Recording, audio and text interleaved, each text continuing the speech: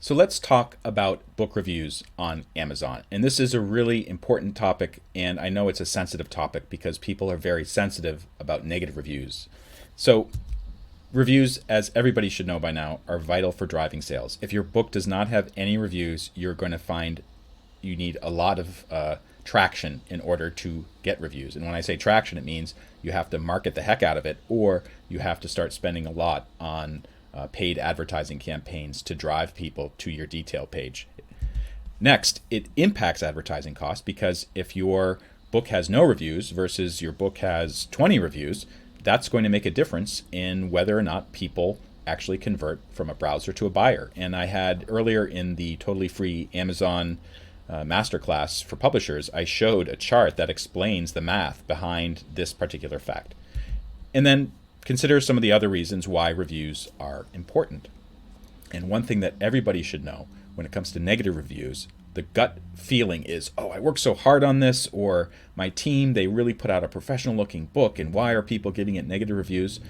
Don't be so worked up about a single negative review or even a couple of negative reviews. Rather, use it as an opportunity to better understand readers. And if they're finding some fault with your book, maybe that's a reason for you to look more deeply into it to see if it can't be rectified in some way. And when I say rectified, it could be something like changing the cover so people really know what to expect when they order the book. It could be changing the marketing. It could be doing something else. It might require something more significant, such as actually rewriting the book.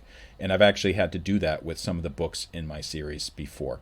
The other thing you can do with reviews is you can look at your competitors' reviews. So if you're a nonfiction author, you're writing about Winston Churchill, take a look at the reviews for the other books about Winston Churchill and see what people are pointing out. Maybe there's an opportunity that you can identify from those negative or less enthusiastic reviews that you can make sure are done right for your particular book.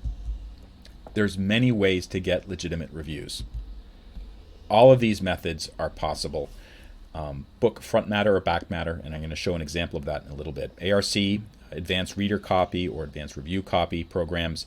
NetGalley is one of those ARC programs, and I've learned that 10% of the reviews will actually show up in Amazon and Goodreads for the books that I publish. NetGalley, you can sign up for NetGalley via several NetGalley partners. The one that I use is the Independent Book Publishers Association. They have a fantastic deal on 3-month NetGalley programs.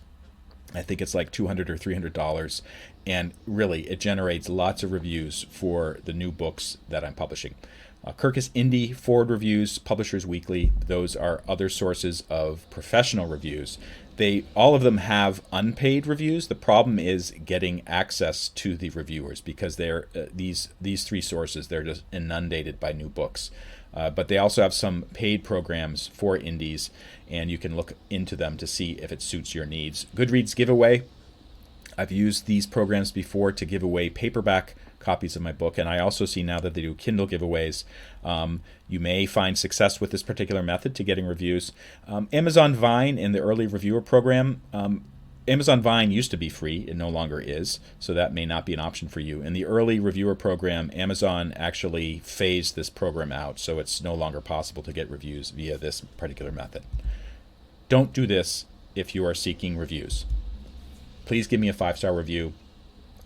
Let me give you a free gift card in return for a 5-star review. Asking your friends and relatives for 5-star reviews.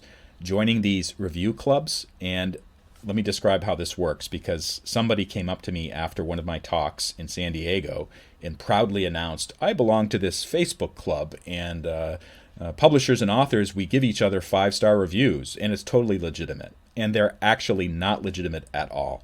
If Amazon finds that you're participating in something like that, where you're either asking or expecting good reviews for your books, you're going to have a problem, because Amazon will shut you down. And authors and publishers have gotten in trouble for this.